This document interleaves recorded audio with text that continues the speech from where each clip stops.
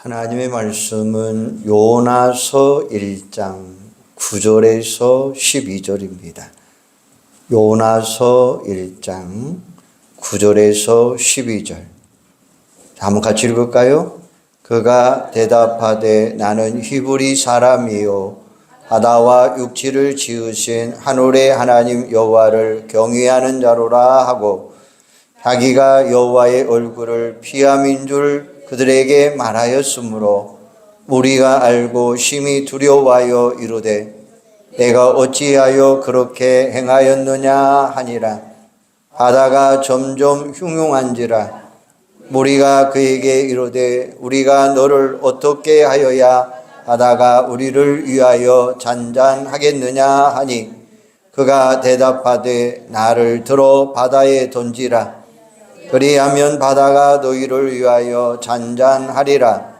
너희가 이 큰 폭풍을 만난 것이 나 때문인 줄을 내가 아노라 하니라. 아멘. 성경에 보면 많은 사람들이 등장을 합니다.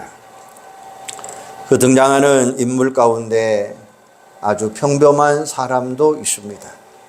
하지만 어떤 사람의 인생은 다른 사람들에게서 찾아볼 수 없는 아주 특별한 내용으로 채워져 가는 사람도 있습니다.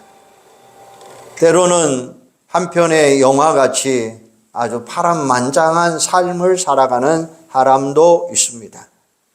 그 가운데 오늘 우리가 알아보는 구약 선지자였던 요나라고 하는 사람을 통해서 하나님 만나기를 소망합니다. 요나는 비둘기라고 하는 뜻을 가진 이름입니다. 주전 660년경에 활동한 선지자입니다. 이때 북왕국 이스라엘은 여로보암 2세가 통치하고 있었는데 솔로몬 이후 최고의 부흥기를 누리고 있었습니다. 하지만 그 당시 저 북쪽에는 아수르라고 하는 제국이 강해졌고 호시탐탐 남하하여서 그 제국의 영토를 확장하는 시기였습니다.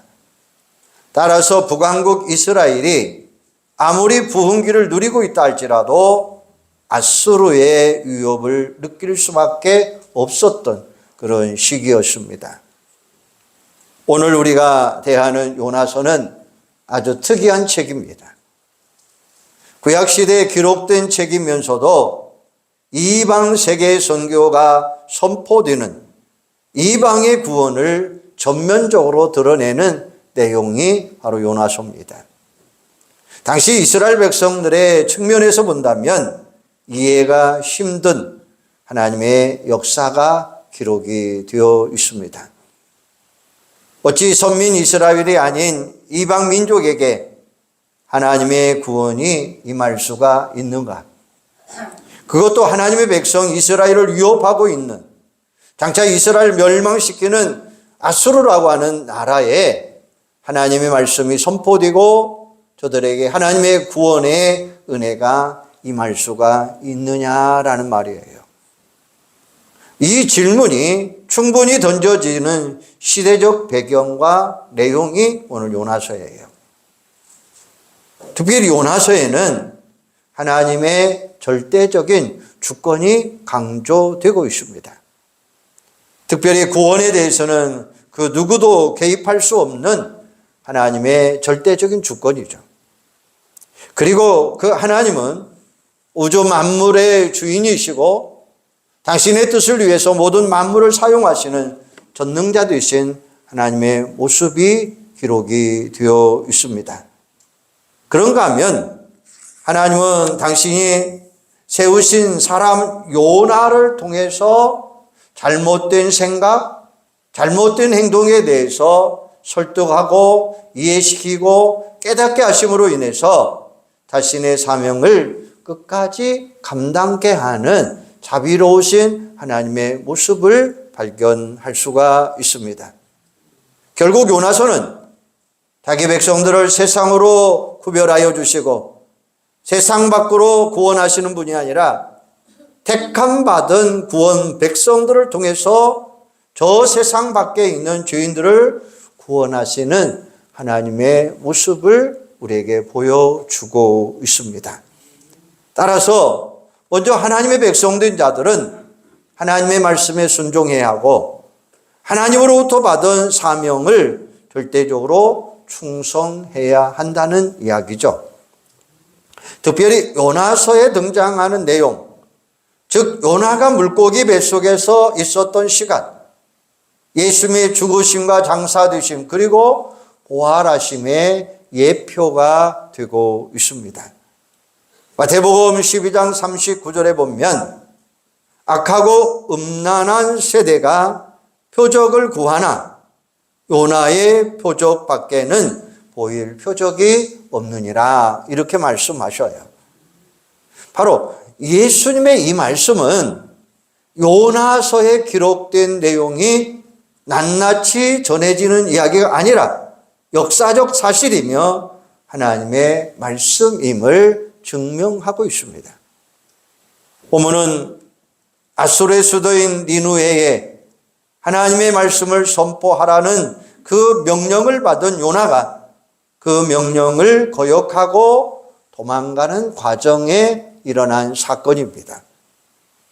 오늘 본문 요나 1장 전체를 통해서 오늘 우리에게 주시는 의미가 무엇인가를 한번 찾아보셔야 됩니다.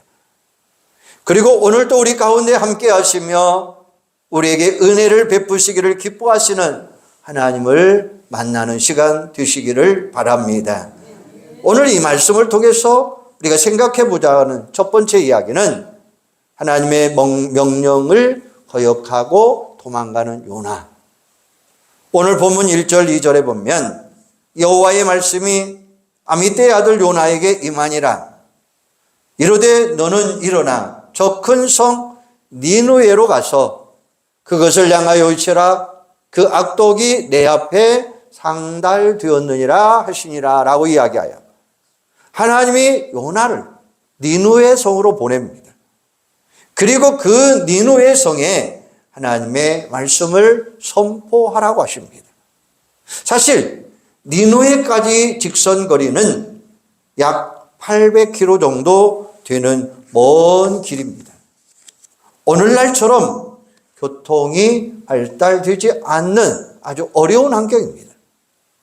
또한 니느웨는 당시 아수르의 수도, 따라서 선민 이스라엘을 자부하는 요나가 이방 민족에게 하나님의 말씀을 선포하고 회개를 촉구하는 일은 결코 쉬운 일이 아니에요.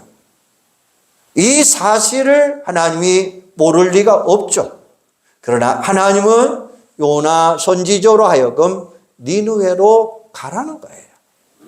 여기서 요나가 하나님으로부터 명령을 받는데 세 가지 명령을 해요.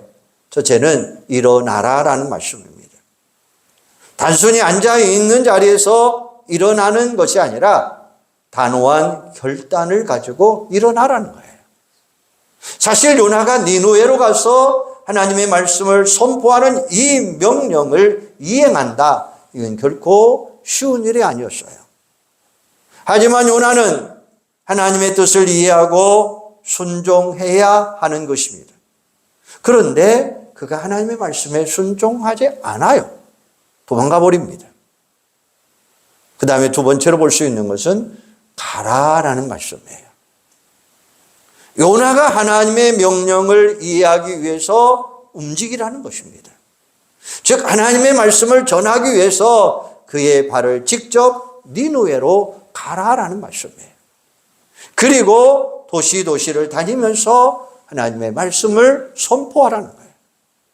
하나님은 니느웨에서 펼쳐질 역사를 요나를 통해서 헌신과 충성을 요구하고 계신다는 거예요. 세 번째는 외치라라는 말씀이에요. 요나가 궁극적으로 감당해야 될 사명의 내용이에요. 지금 니느웨는 죄악의 도성입니다. 하나님의 진노와 심판이 임하는 도성입니다. 바로 이 사실을 선포하라는 거예요. 하지만 요나가 니느웨라고 하는 도시에서 하나님의 심판을 외친다고 하는 이야기는 엄청난 위험이 따라옴으로 인해서 그 일을 감수해야 합니다. 그렇다면 요나는 이 사명을 감당해야 된다는 거예요. 이게 바로 하나님의 뜻이에요. 자, 하나님의 명령이 요나에게 내려졌습니다. 이제부터는 요나가 할 일만 남아 있습니다. 이제 요나는 하나님의 말씀을 따라 단호한 결단을 내리고 그 행동을 옮겨줘야 합니다. 하나님의 사람답게 니느웨를 향하여 하나님의 심판을 선포해야 합니다. 그런데 요나의 반응이 하나님과 하나님의 뜻과 다르게 나타나요. 3절에 보면 요나가 하나님의 얼굴을 피하려고 일어나 다시스로 도망하려 하며 욥바로 내려갔더니 마침 다시스로 가는 배를 만난지라 여호와의 얼굴을 피하여 그들과 함께 다시스로 가려고 뱃삭을 주고 배에 올랐더라. 여기서 다시스는 오늘날 지중해 서쪽의 스페인이라고 하는 고대의 유명한 상업도시입니다.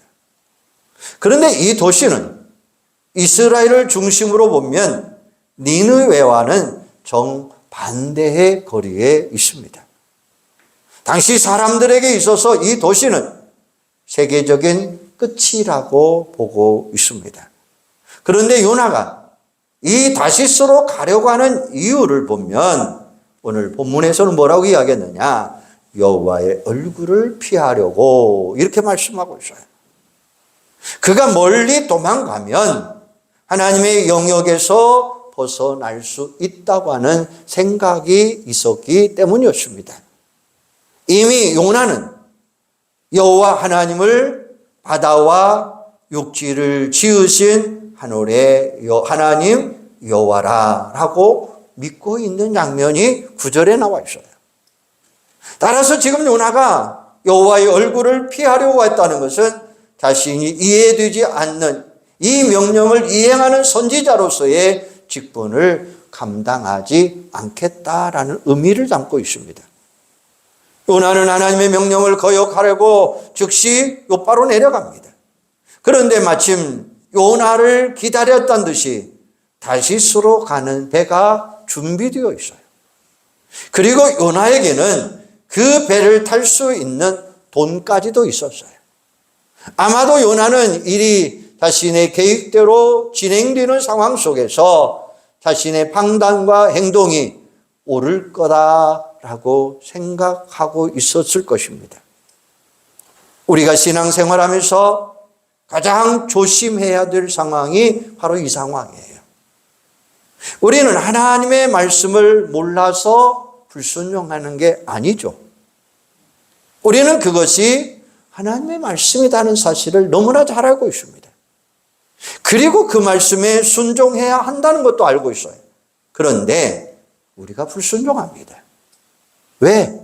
왜 불순종할까요? 우리가 불순종해도 나에게 어떤 특별한 일이 일어나지 않기 때문이에요. 내가 하나님의 말씀대로 살지 않아도 내 삶이 순탄하다고 하는 생각을 느끼고 있기 때문이에요.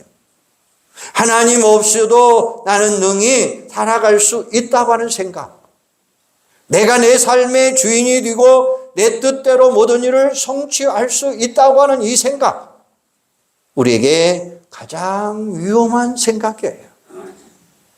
우리는 하나님의 백성들입니다. 하나님의 자녀입니다. 하나님의 사람들입니다. 하나님 때문에 살고 하나님으로 말미암아 살고 하나님을 위해서 살아가는 사람들이에요. 그런데 어떻게 우리가 하나님 없이 살아갈 수 있다는 말입니까? 하나님을 알지 못하고 하나님을 믿지 않는 자들은 그렇게 생각하며 살아갑니다. 하지만 저들의 끝은 결국 영원한 멸망이라고 하는 사실이에요. 지금은 저들이 그 엄청난 사실을 모르고 있을 뿐이에요. 언젠가 그날이 되면 저들은 자신들의 어리석음과 안악함으로 인해서 슬피 울며 이를 가는 현실이 분명하게 다가올 수 온다고 하는 사실이에요. 4절에 보면 여호와께서 큰 바람을 바다 위에 내리심에 바다 가운데 큰 폭풍이 일어나 배가 거의 깨지게 된지라. 하나님의 얼굴을 피하려고 도망하는 요나를 하나님은 그냥 두지 않아요. 우리 하나님이 어떤 분이십니까? 당신의 뜻을 포기하거나 변경시키지 않으시는 분이에요. 결국 하나님의 뜻을 거역하고 도망한다고 해서 하나님이 니느웨를 향한 계획과 역사를 포기하시느냐? 절대 그렇지 않으시는 분이에요. 하나님이 니느웨에 하나님의 말씀을 선포하기로 하셨다면 니느웨에는 반드시 하나님의 말씀이 선포되어야 된다고 하는 사실이에요. 하나님이 이 일을 위해서 니느웨에 요나를 보내시기로 작정하셨다면 요나는 반드시 니느웨로 가야만 한다는 거예요. 이에 대하여 그 누구도 반대할 수 없고 그 누구도 방해할 수 없어요. 특별히 이러한 하나님의 역사에 쓰임받아야 하는 하나님의 사람이라면 더욱더 그렇다고 하는 말씀이죠. 그래서 이제 하나님이 요나를 붙잡기 위해 직접 찾아오십니다. 먼저 하나님은 폭풍으로 요나를 찾아오셔요. 분명 요나가 탄 배는 다시스로 가는 배입니다. 그런데 이 배가 다시스로 갈 수 없게 되었습니다. 왜요? 하나님의 폭풍을 일으켜서 그 길을 막아버리시던 거예요. 본문 지중해에 일어난 폭풍이 자연적인 것이 아니라 여호와 하나님께서 내리신 폭풍이에요. 하나님은 요나라고 하는 단 한 사람의 발을 막기 위해서 큰 배를 붙잡아 버린 거예요.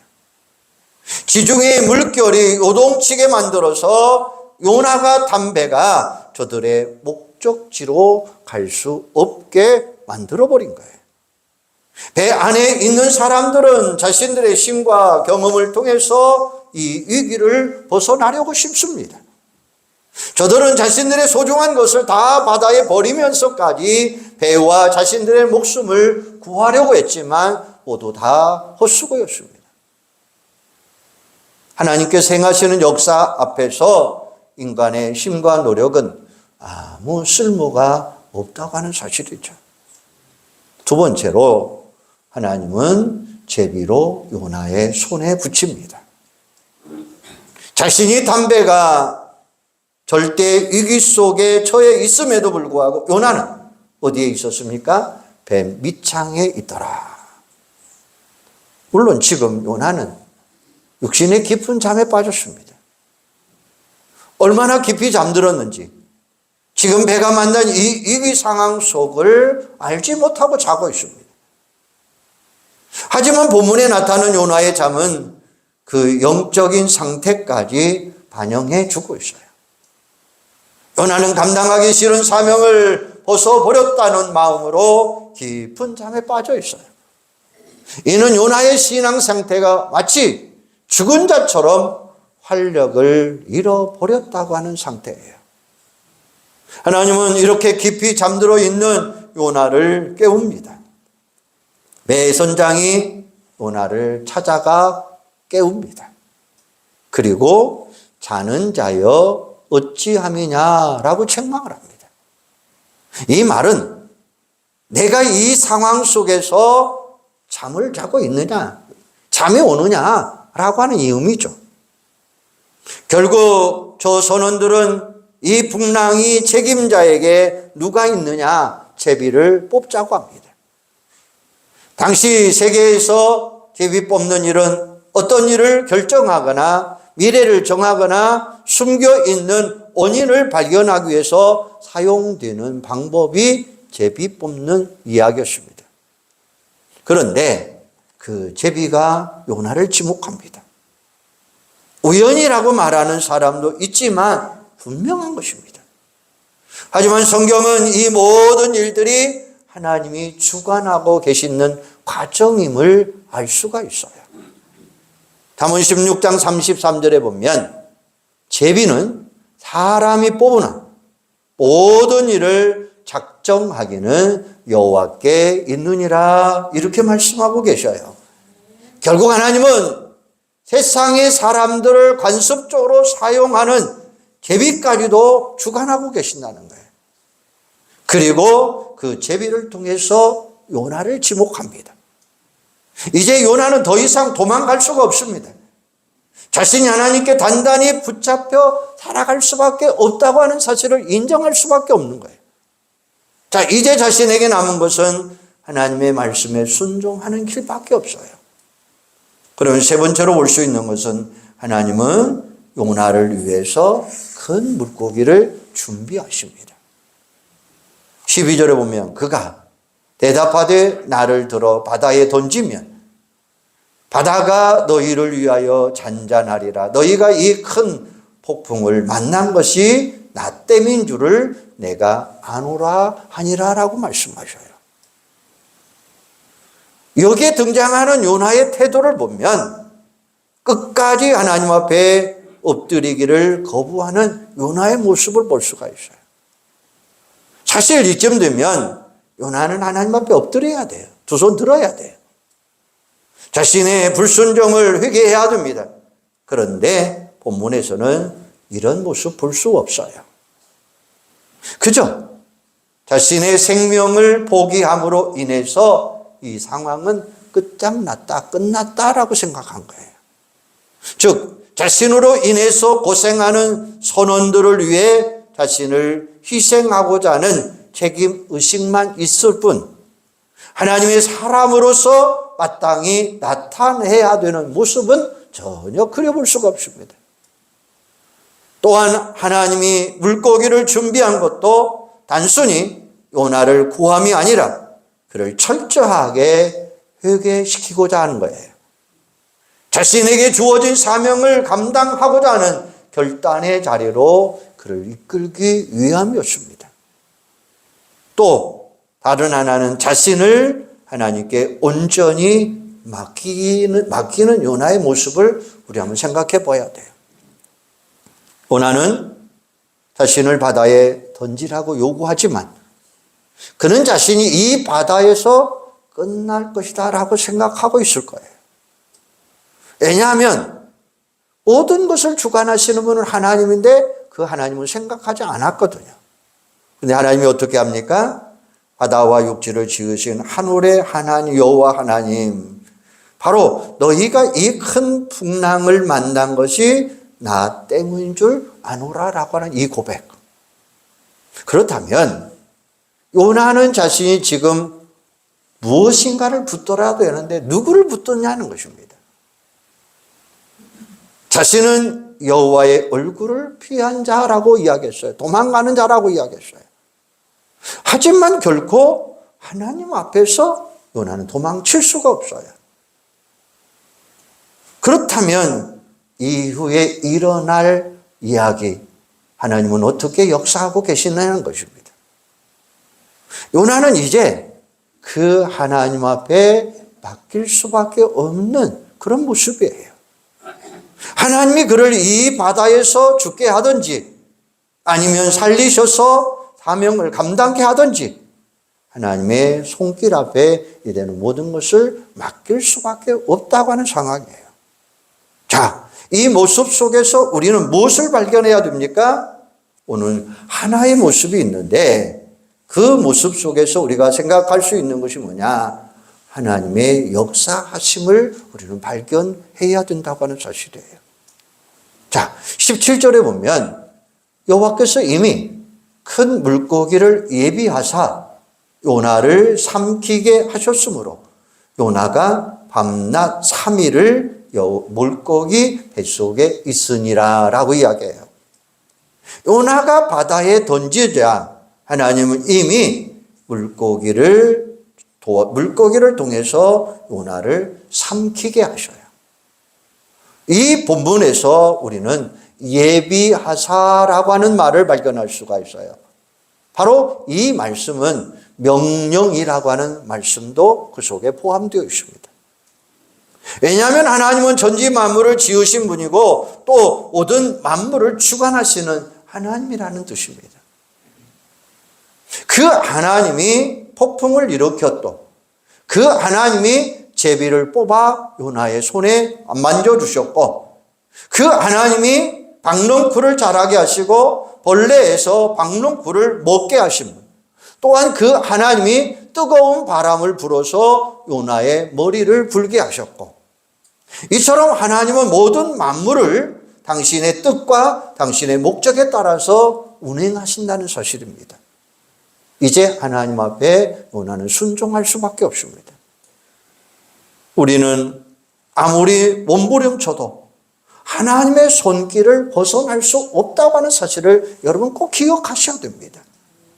내가 하나님의 백성이라면, 믿는 자라면, 내가 예수 그리스도의 구속을, 은총을 받은 자라면, 내가 저 영원한 천국을 소망하고 살아가고 있다면, 내가 예수 그리스도의 복음과 주님의 몸된 교회를 위하여 일하는 일꾼이라고 한다면 우리는 더욱더 하나님의 손에 붙잡혀 살아가야 될 줄로 믿습니다.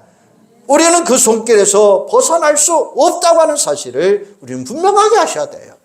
하나님의 손에서 벗어나려고 발버둥 치면 발버둥 칠수록 우리는 미련한 자라고 하는 사실입니다. 또한 우리가 깨달아야 할 것이 있습니다. 하나님이 없이 평탄한 삶을 사는 것보다 풍랑 속에서도 하나님과 함께 가는 삶이 행복한 삶이라는 것입니다. 오늘 본문에서 하나님이 요나를 다스스로 가도록 내버려 두셨다면 요나의 인생이 행복할 수 있느냐? 전혀 아니라고 하는 사실이에요. 풍랑을 통해서 찾아오시는 하나님의 손길에 붙잡힌 요나가 행복한 삶이에요. 비록 그때는 고통스러웠지만 결국 그것이 하나님의 사람으로 살아갈 수 있도록 만들어 주신 줄로 믿습니다.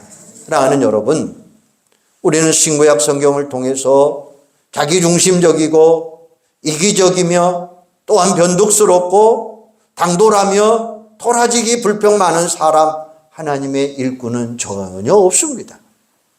하지만 하나님은 요나를 버리지 않으셔요. 요나는 끝까지 하나님의 추격을 당합니다.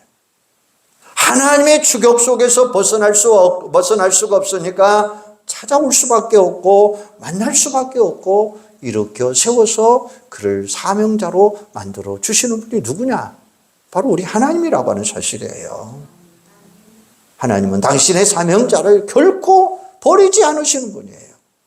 폭풍 가운데 찾아오시는 전적인 하나님의 은혜 가운데 있는 분이 누구냐? 우리 하나님이라고 하는 사실이에요.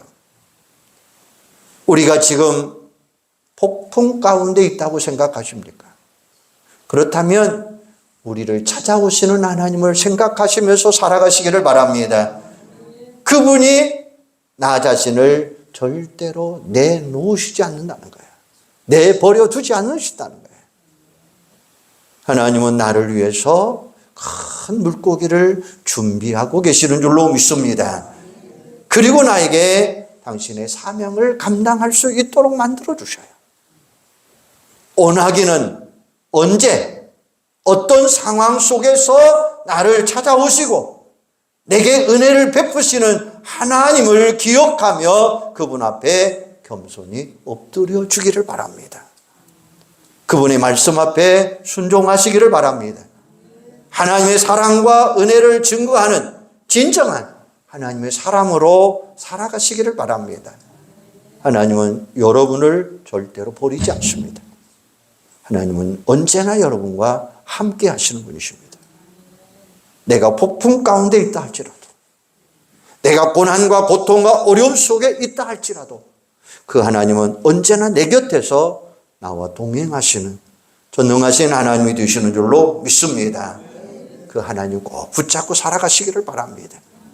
그 하나님 붙잡고 살아가는 인생이 행복한 인생이요, 축복받는 인생이 되는 줄로 믿습니다.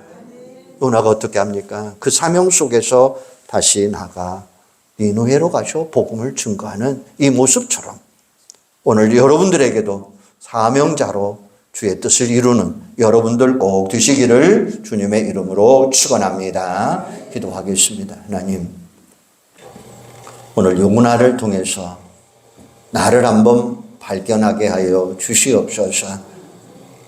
나에게 폭풍이 있습니까? 나에게 고난과 고통이 있습니까? 그 고통 가운데서도 우리 하나님은 나를 보고 멀리 서서 구경만 하시는 하나님은 절대 아니신 줄로 믿습니다. 끝까지 나를 도우시고 찾아와 주시고 만나 주시고 일으켜 세워 주시는 줄로 믿습니다. 우리를 찾아오신 하나님, 나를 만나 주시고 나의 모든 것을 준비하고 일으켜 세워 주신 하나님, 언제 어디서나 어떤 상황 속에서 나를 찾아와 주시고 내게 은혜를 베푸신 하나님, 그분 앞에 겸손히 엎드리며 말씀 앞에 순종하는 삶을 사는 저희들이 다 되도록 성령님 주관하여 주시옵소서. 예수님의 이름으로 기도하옵나이다. 아멘.